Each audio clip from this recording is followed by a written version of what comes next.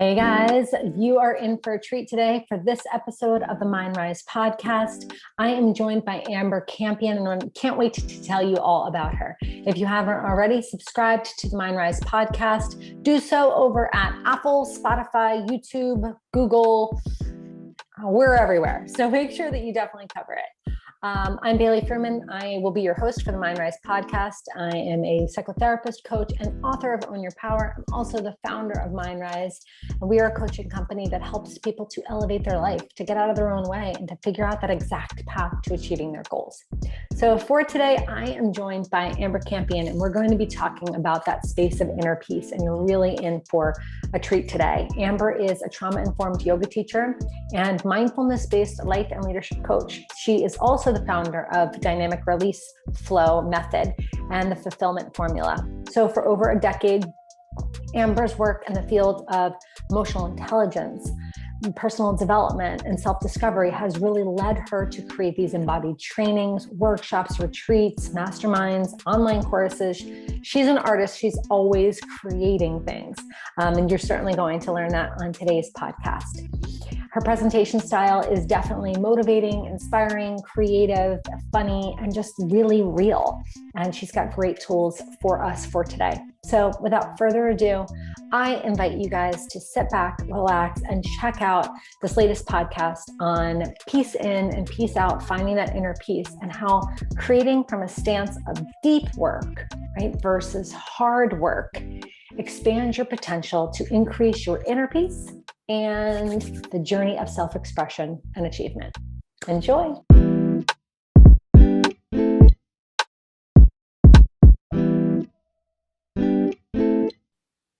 Yay! I am so excited. So big thanks to my pal, Amber Campion, for joining us today on the Mindrise podcast. And if you guys haven't already, be sure to subscribe on Apple, Spotify, YouTube, and Google, wherever Androids get podcasts. Google has something to do with it. But I'm sure you guys have heard that phrase, like doing the work, right? I'm doing the work, do the work. In fact, I was listening to a podcast recently from Brene Brown, and her sister was dealing with somebody with road rage. And, Brene says to her sister, well, what'd you do? Like, did you flip them off? And she said, no, I rolled the window down and I said, do your work, do your work. And so that phrase, I think, is really like buzzing about. But today we're going to be talking about peace in and peace out, and how we create from a stance of deep work versus hard work, right? And what that definition of work is. So Amber, yay! You're going to help us today talk about peace and doing the work, and really like how this work allows us to expand our potential, increase that inner peace, right? Rather than like outsourcing it all over the place. I'm very excited about this topic because it's all I've been thinking about lately. So welcome. Well, good. I'm very excited about the topic as well. So this should be flowy. Absolutely. So tell us, like for you, like what is the catalyst that took you from where you were, right, just in life, to where you are right now? Like, what was that, like the key catalyst that you're like, oh, it was that moment, or actually it's that string of three things, or well, it was this, and then it was this, and then it was this. Again, so, like what took you from where you were to where you are now? Yeah. Well, I mean, that is a book, if I'm being totally honest. Which, anyone who ever says that always follows it up with, which I may write one day. And, my journey into the world of wellness and mindfulness and even leadership began actually I was in New York City.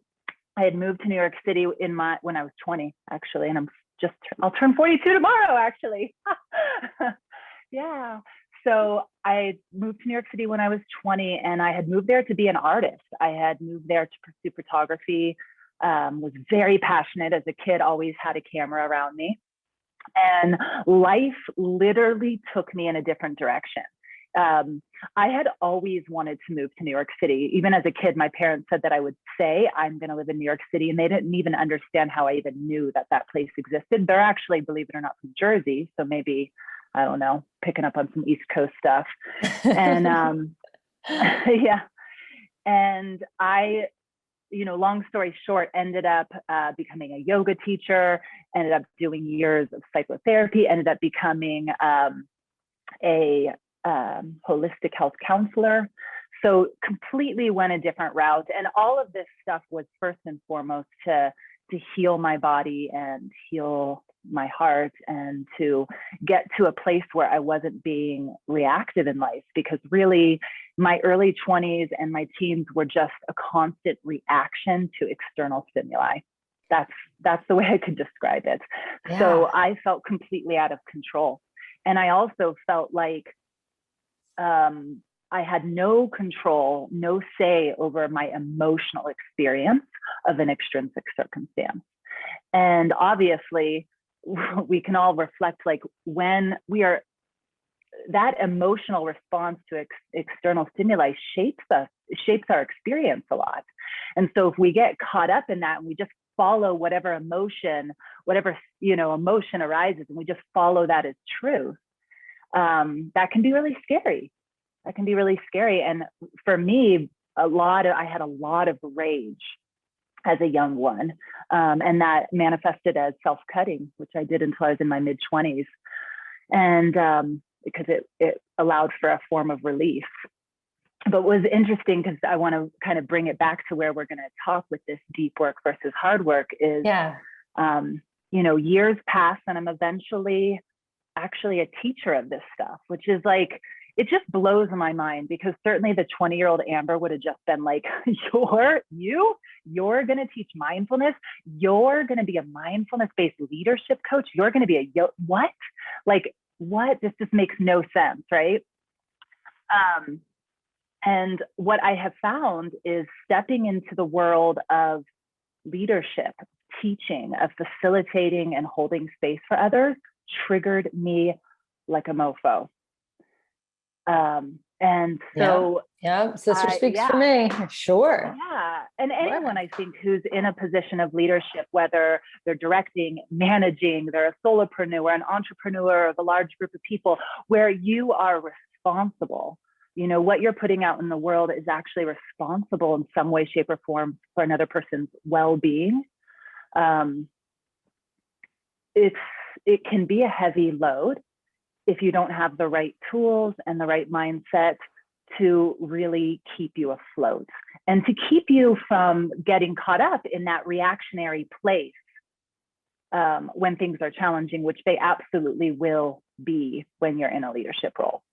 Yeah. And so a big part of this it's really a philosophy, the deep work versus the hard work, that I just created for myself, to be honest, as a roadmap to ground me. It was a tool for me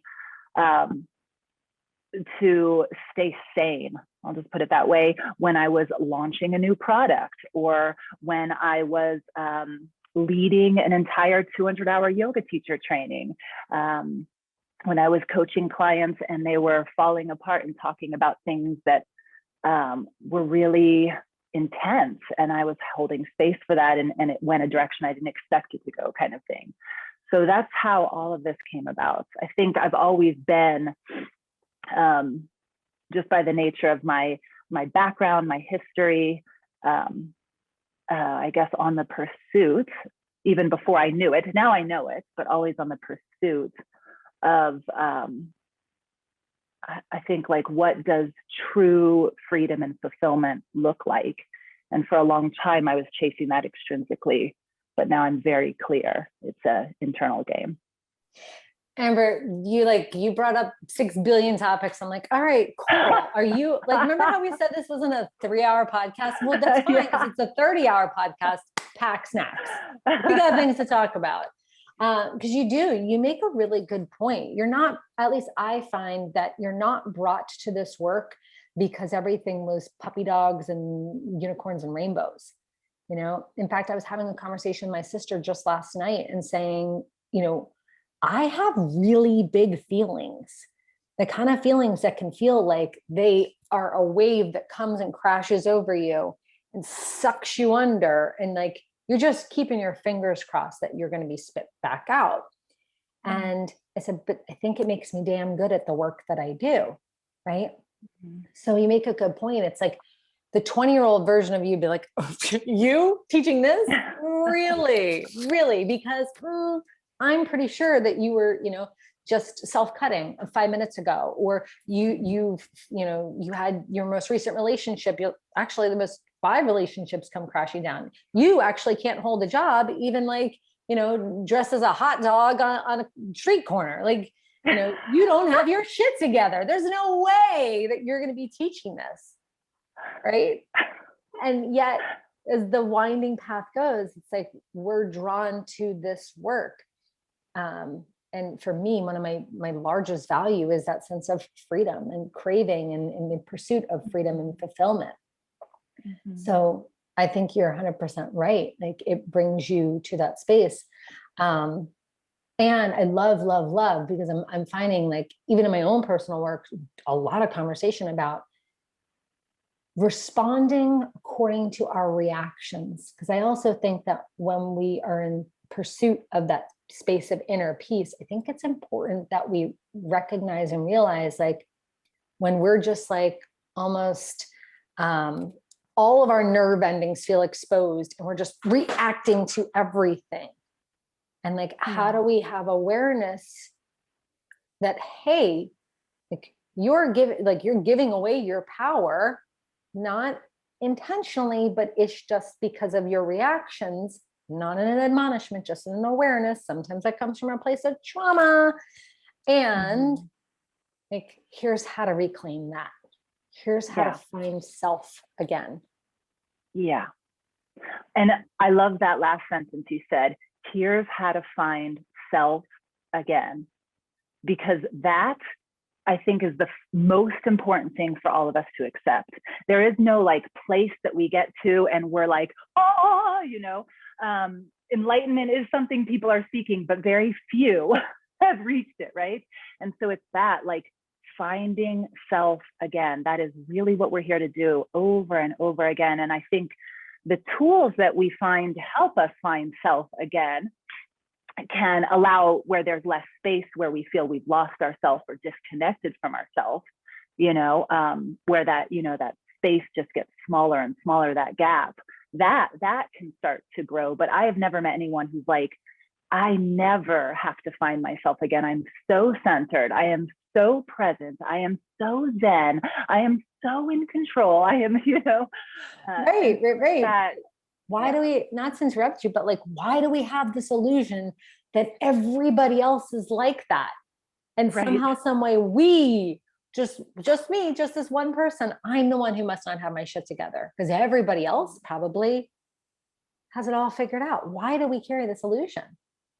Yeah. Well, I think because there is this level of perfection and success that we have, this idea of success that we've been fed, and we're chasing something that's not real, it's an idealization. Like, this is what it should be like. This is what success is. This is what happiness is. This is what someone who's made it, or, a real grounded person, this is what they look like. This is what they sound like. This is how they show up. And I think people are waking up to the reality that that's not reality, No, it certainly isn't. But I think that, at least I know personally, I have over the years struggled with this illusion that I should somehow be there already, like be there by now. Well, where exactly is there? Like, what is it that keeps me from understanding, like, not only am I there, but I'm also going, right? It's like, we're en route already. But when we constantly see ourselves as not there yet, I can understand why it perpetuates a very reactionary way of responding, because we want to stay safe.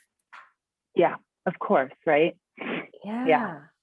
If we don't have that grounded sense of self, which feels like an illusion sometimes, and so elusive, we're always going to just like have our shield up. It's almost like playing a dodgeball, right? Yeah. Yep. Yeah, it's a lot. Well, because we're constantly reacting to, there's these three things we're always after, which is love, safety, and belonging. You know that, right? Everything is love, safety, and belonging. If I do this, if I say this, if I move that direction, will I have, love, safety, belonging? And because of that, again, most of us are just reacting to experiences we've had in the past. When I speak up for myself, I lose love. So in this situation, maybe I shouldn't speak up for myself. When I go against the grain, I lose belonging. No one likes me. Everyone makes fun of me. I had that experience when I was 12. And so maybe that's going to happen when I'm 40.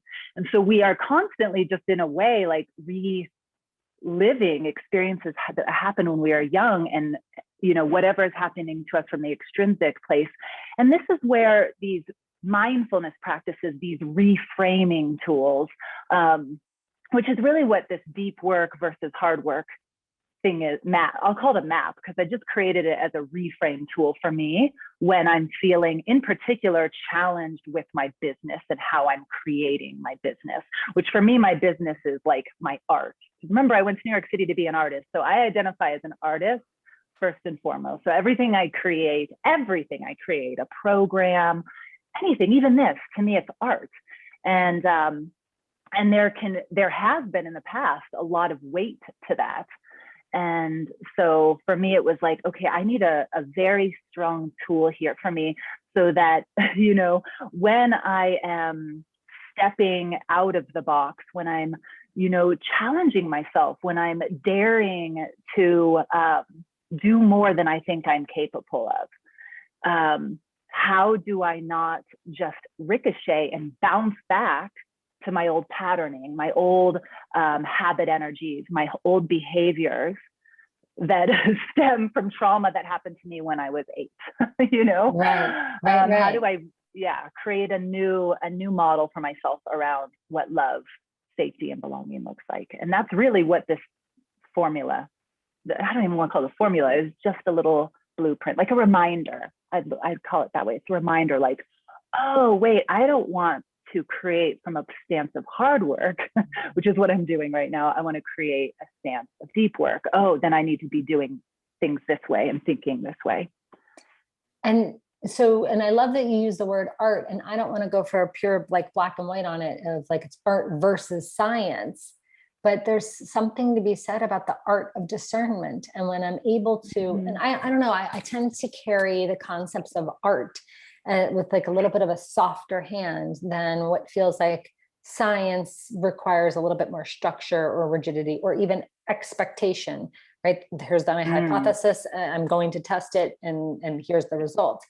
Whereas art to me feels a little bit more like, let's see what happens, or flow, or like it's, it's a Picasso portrait where you're like, pretty sure my nose isn't here, but I see it's a face, right? Right. Yeah. So I love what you're saying about examining it through the lenses of that discernment, that art of discernment of, is this hard work?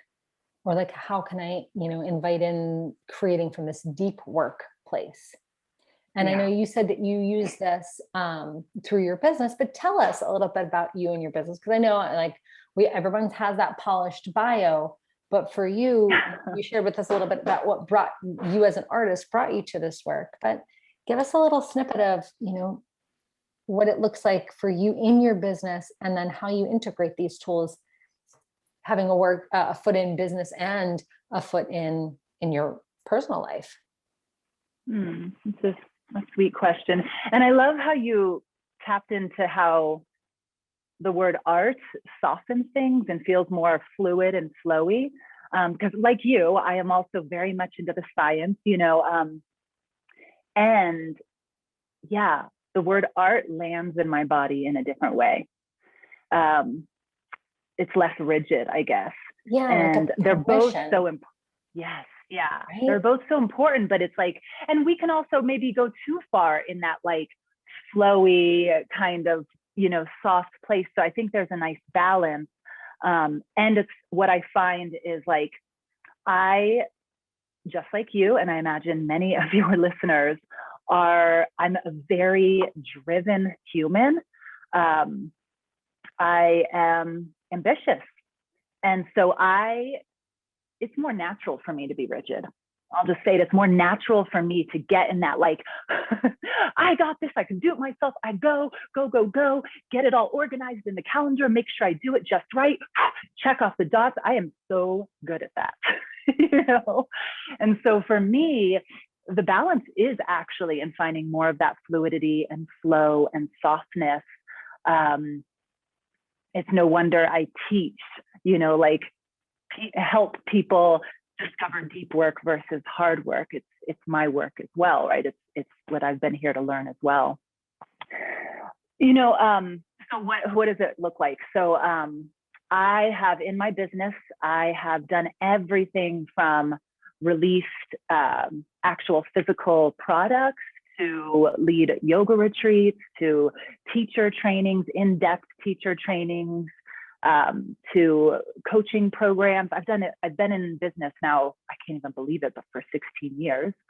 So I've experimented with everything. And I think that's part of an artist mindset too, is like, my business has never looked like, oh, I created one thing and then I've launched that for a decade now. I mean, I became an entrepreneur because I'm a creative, and I'm always like after the idea and in the moment of an idea.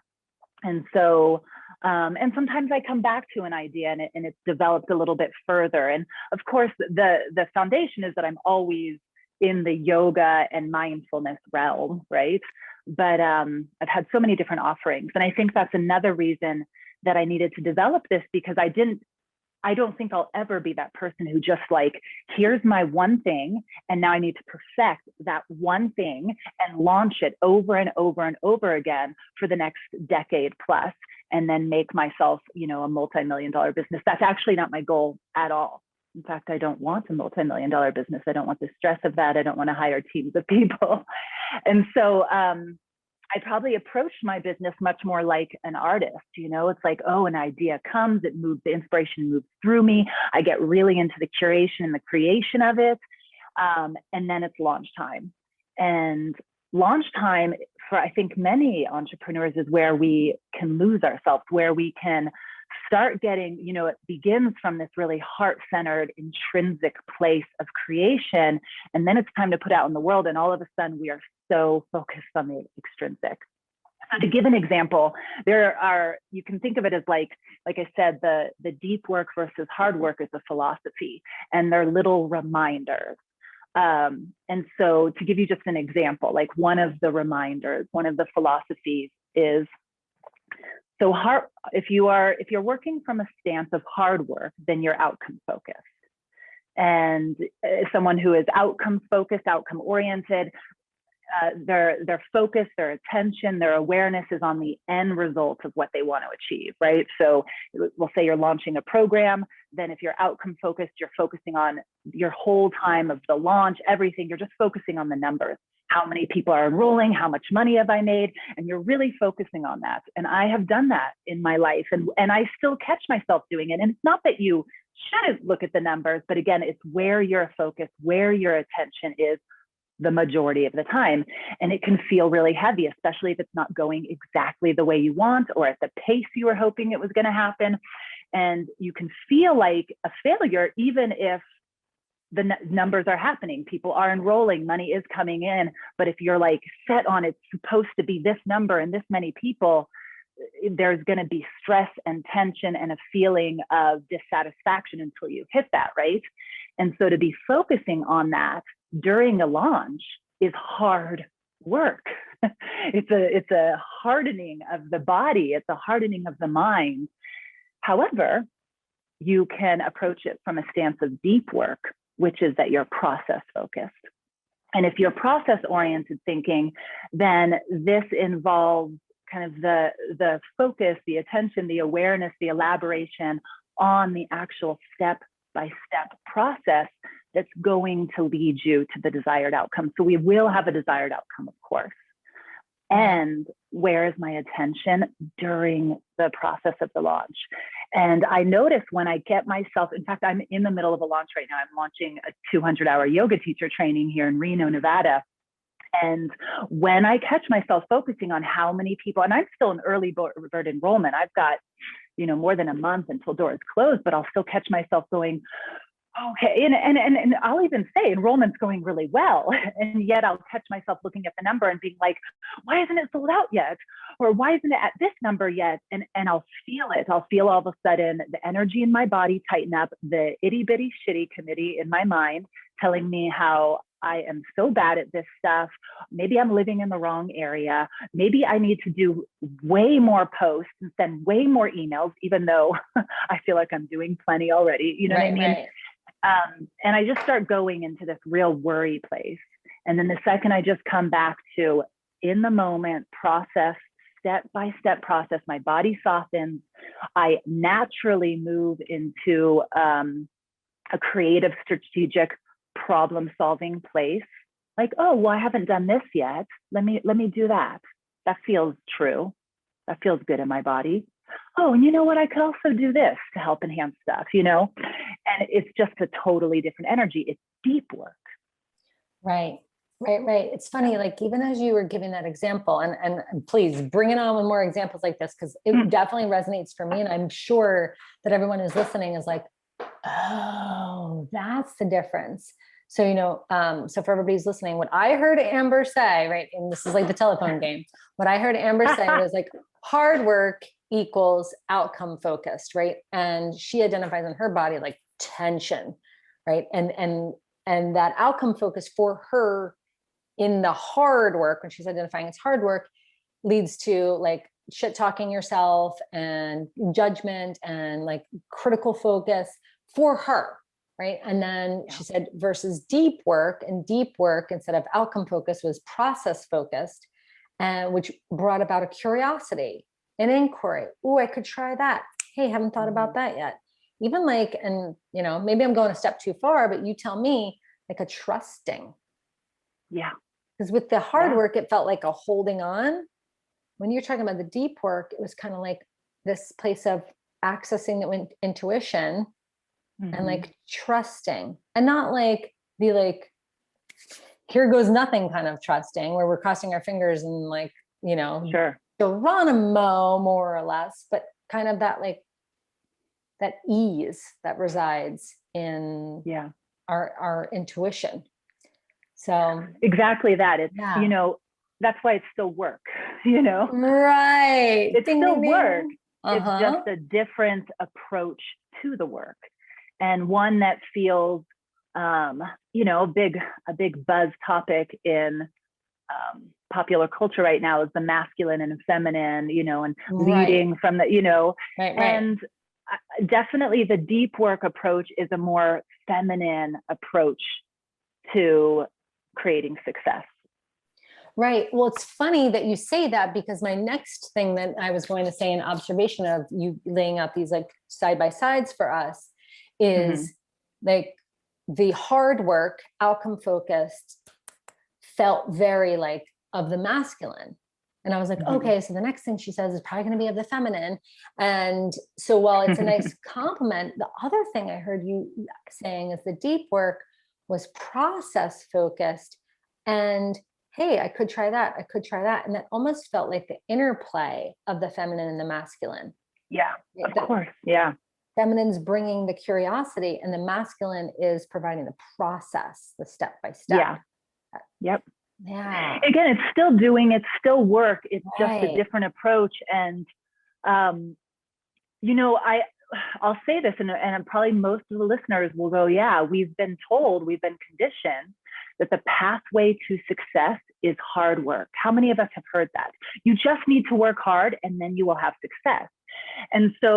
And then we've been modeled that, working these 40-hour plus 50, 60-hour work weeks where we're actually, like praised if we work more than 40 hours a week, and cutting ourselves off from our emotions and our intuition.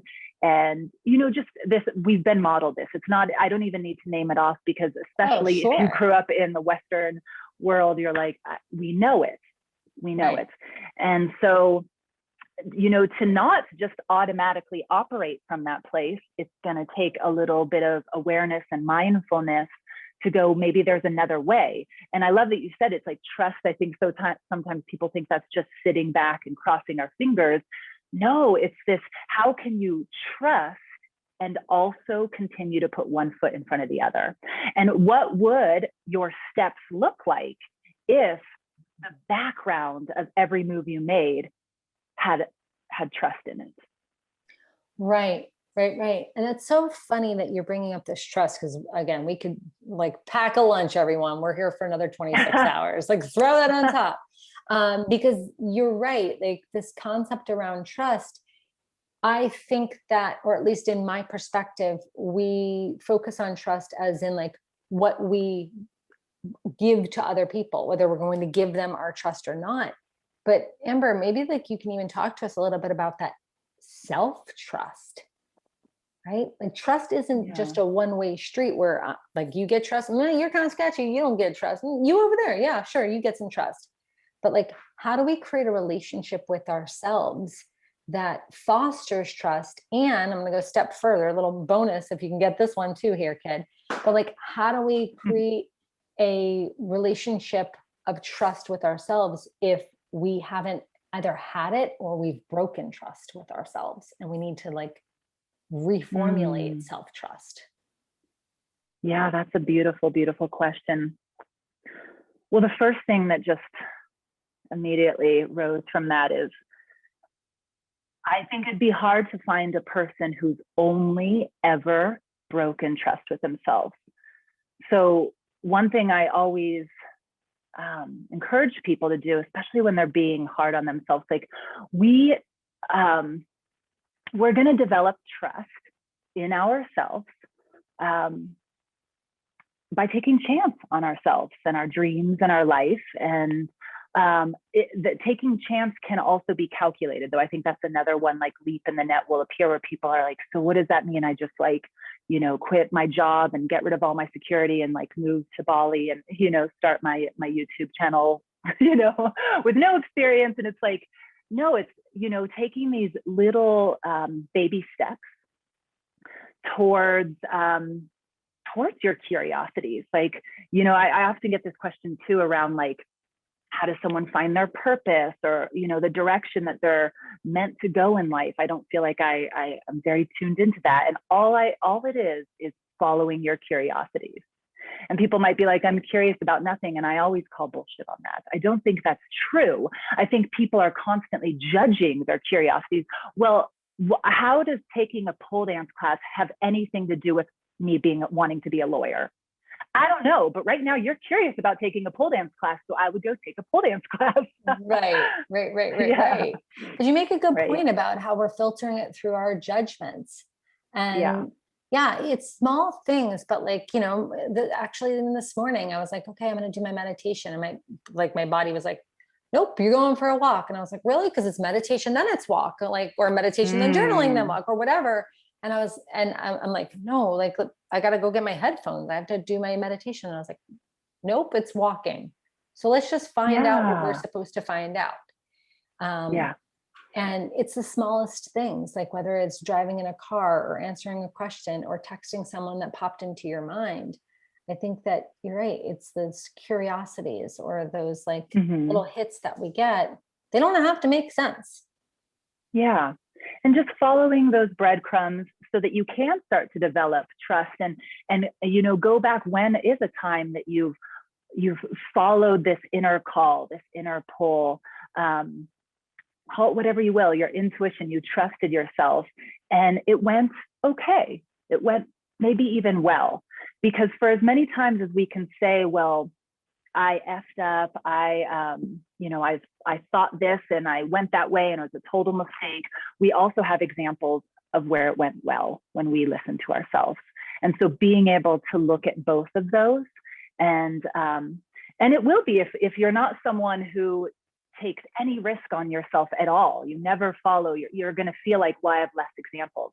And so it's meeting yourself where you're at with that. Okay, well, starting tomorrow, what's one little, I love your example. Your example was just like, nope, the rule is I meditate and then I walk. But for some reason, today my body said walk first. It can just start as basic as that, you know? Right. And I think that is a way that we build trust with ourselves. I know, like, when I'm faced with indecision, and no decision is a decision, but when I'm faced with indecision and I want to freeze and just make no choices at all because I don't want to get it wrong, what I find that I'm grappling with is that I am not trusting, like, that step or this step. And so I'm not putting my full weight into the step. So I don't know if you've experienced this, and I'm sure I'm not alone on this. Probably not. Every time, like, I think I'm nuts. I'm like, I have like 10 people raising their hand, be like, yeah, me too. But it's like, when I don't trust either one of those things, I feel like I have to court curiosity or court my intuition, court those parts of myself again to rebuild or build that trust. So that even if, like, okay, I'm going to step with the right foot and put my full weight into it, and I'll, like, be okay. Right. Yeah. I'll be okay. Yeah. And I'll be okay is, you're always ending on something that really helps, like, is like, oh, and then this makes me think of this with regards to trust too. If we're only looking at it from, I can only trust myself if things go exactly the way I want them to go, you'll never trust yourself. Right. And so a lot of times when things don't go our way, right? Damn you. Yeah. And so when things don't go our way exactly, a way to still, dance with trust is go, what did I get out of this? It might not have been what I wanted or what I thought or what I hoped for, but what has come out of this? What has been the positive aspect? Because I will tell you what, there is always. I mean, I have listened to interviews with people who have been in car crashes and lost their legs and can find the positive aspect. So there is always a positive aspect, even if things don't go our way. And so again, this is where it always comes back to that deep work, that mindfulness, that, like, what am I focusing on? Where is my attention with all of this? And is that working for me? And if, if it's working for you, if you feel expansive and spacious, but if you feel contracted and heavy, and so much of the trust too comes from, we'll make a decision, and then most likely we are basing its success on conditioning. And so, right. And so a lot of times, like, I actually just had this conversation with my partner the other night, and it was so beautiful because here I was we're going to bed and I'm being hard on myself. And, like, this is the next real thing that I need to work on. This is it. This is the next, real problem with me, Right. Like, haven't I done enough work already? Yeah, but here's like the next thing in line, and what are all the things I'm going to do to make that part of me better? And he just listened to me and looked at me and he said, don't you know you're perfect? Like, he's like, I realized in that moment, that thing that was bothering me about myself, I was basing it on these extrinsic things of what, conditioning and what people think is success. And yet here's my partner going, first of all, and he just started giving me all these examples of who I am and really putting the light on. Right. And then he's a scientist, so very pragmatic. And then he said, and with regards to this problem, let's break it down. Like, let's break it down pragmatically. Like, I was actually comparing myself to someone. Sure. So why are you, this comparison that you're having, why maybe don't you have those things yet? And it was such obvious things, it wasn't like that something was innately wrong with me and I had to, like, go clear my energy and, like, open myself up to that kind of goodness on a deep energetic level. It was just some, like, obvious things, right. Like, one of the obvious things, I'll just say, it was like, I've moved a lot in my life, and this woman has stayed grounded in one place and really built her following locally, deep roots locally. And I, have pretty much been moving around since I was 17. The longest place I've ever lived is New York City, which was 12 years, but that was early on in my career. And then since then, the longest place I've ever lived is 4 years. Right. And Right, so I right. haven't, yeah. And that was just one, like, okay, like there it is. It's a choice, a lifestyle choice I made. Sure. Not that something's wrong with me.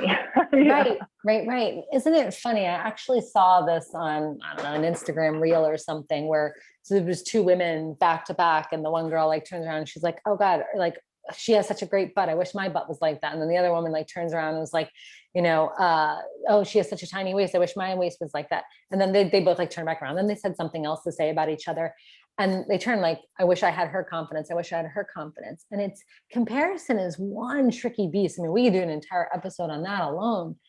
And at least, like, isn't it funny that that same woman might be like looking at your stuff and say, oh God, now she's in Bali again, or, oh, look at her, like, in Nicaragua, which is actually where I first spied Amber, but we didn't put it together until we were in Mexico together, which is also a beautiful exemplification of, we wouldn't have even known each other had you not traveled around like you have. And isn't it funny how, and I get it all the time. I've been to so many different countries, and from other people who are just like, wow, like you've traveled so many places. And I could say to them in return, like, wow, you have a swimming pool, and I wouldn't even be in this house long enough to enjoy a swimming pool, But we do always make these comparisons. Isn't it funny how it's like, not only it's the initial comparison, but then it's like what it activates in us of all the other, like, and there's a dent there, and there's a bruise there, and there's an imperfection there. I'm pretty sure there's a scratch in the car right there. Yeah. Right. So in that whirlwind of comparison, how do we maintain inner peace and that sense of self so that we can magnetize toward deep work and curiosity and process versus the like, and I don't want to be as harsh as to say linear, but like the linear of outcome and hard work. Hard work's going to do it. Yeah. Well, that's a big question, but I do believe that one of the antidotes to inner peace is compassion. And I think that's one of those words that we hear and we think, oh, compassion towards others, but it really needs to begin with us. And I mean, I even just felt like I feel a change in my body. I feel like my voice just softened. It's a powerful, powerful quality to cultivate. And, we will, especially as ambitious people who have something to share with the world, we will be hard on ourselves, and we will get caught up in hard work patterns. And to come back, as you said so eloquently early, come back to ourselves again and again, we need to cultivate compassion. Right. And yeah, that really is where it's at for me. Yeah. For ourselves. For ourselves. And Amber, as we wrap up, I want to point out to everybody, because, I know that it would be really easy to say, well, like easier said than done, or easy for you to say, or like, oh God, how am I going to do that? And like, that's another thing I've got to work on. Right. And the truth is, we actually all have it. It's almost like, Dorothy in The Wizard of Oz. And she's like, I want to go home again. And it's like, well, girlfriend, you're already home. Right. Like, we extend compassion onto everyone around us. I'm in a store and I see like a kid having a total meltdown, and a mom like really just trying to keep her like her wits about her. And I'm just like, man, girlfriend's hustling over there. Like, she's doing the best that she can. Versus if that was me in that scenario, I would be like, system failure, I'm a terrible parent, or like whatever narrative we give ourselves. So I want to remind everybody is like, as we are cultivating compassion and we're identifying the areas in which we could really use a little tender love and care, we give it to everybody else. So you already have it built within you. It's like, how do we then turn it on to ourselves? Yeah. And, and just to give a little quick tool here for those who are like, no, really, how do I cultivate compassion? For me, where I began doing that was when I started to learn meditation. And there's a meditation called Metta meditation, Metta. It means loving kindness. And it's a practice of sending well-being, may you be happy, may you be safe, may you be well. You just send well-being, and you send it to a few people. First, you send it to someone you love, because that's easy, right? Even if that's just an animal, right? Just may you be happy, may you have peace, may you be well. You send them love. You see them in your mind's eye and you send love to them. Then someone you like, then someone who's neutral, maybe like the person who rings you up at the grocery store. You're always next to them in yoga, but you've never said hello to them. And then you send to someone difficult, and you don't want to choose your most difficult person, but just someone that it might be difficult to send them well-being. And then you send it to yourself. And what I find so interesting is all the years of leading this, people find it the hardest to send it to themselves. However, I always tell them, fine, if you're having a hard time sending it to yourself, see yourself as 6 years old. And immediately they just start crying. And so you're sending it to yourself, but you're sending it to yourself when you were 5, when you were 6. And I think the reason that can create so much release is that people have a hard time sending well-being to themselves, probably did experience some kind of trauma around that age. And so if they're sending it to like the little version of themselves, they tend to find it to be a little bit more helpful to access that compassion when they're remembering that little version of themselves that didn't feel that they were loved or safe or belonged, Right. And I also, I'm picking up what you're putting down, and like, oh God, again, another episode on inner child work, right? But it's funny because I do think you're right. I think that when they look at like the 38, 40, 42, 50-year-old version of themselves in the mirror, like they just see all the misgivings, right? Like, yep. If everything that they did wrong or didn't do right or wasn't perfect could just be like flashing in front of their eyes, right? They like almost like can't get between themselves and the mirror because all that stuff is there. It's like, how do I wash it away? And that's a beautiful example of like, how do you wash it away? You just look at your small self, right? Before you started to learn how to judge yourself, you look at that self in the mirror. Yep. Yeah. Oh, such good stuff, my friend. I love it. All right, my dear. So you said that you're in the middle of a launch right now, but tell us like what's next on the horizon for you, and where do the people find you on the interwebs? Where are you hanging out? Are you tweeting? Are you Instagramming? Are you wild on TikTok? Tell us the things. Well, my real virtual home is my website, ambercampion.com. I also have a gift for everyone, which is actually how I said there's a whole roadmap of that comparison of here's deep work, here's hard work. It's called Inner Self-Mastery, a Success Guide for Those Who Think Differently. And they can get that just on my website. That's like the main opt-in gift, but they can also go to ambercampion.com/inner self-mastery. And I mean, really, that's my world. That's where you'll find out about things that are going on. That's where I love writing and, sharing information like that in that world. So if this resonated with you, that's where you're going to get the most. And then I also hang out on Instagram, and that's also just everything is at Amber Campion. Awesome. And yeah, we're going to put everything in the show notes. I want to throw a Metta meditation in there. So if you have one that you particularly like, definitely toss that over to us so that we can, just try it, because I think that that's what it's about. At least for me, not, and I'm looking over at the sink right now. It's like, if I approach a sink, I'm not necessarily going to need a hammer, but it's kind of nice that my toolbox has extra tools in it, because I don't know when I'm going to need a hammer. Might not be for that sink job over there, but it might be to hang that picture that I really want to hang. So I love when people come on to the show and they have great tools.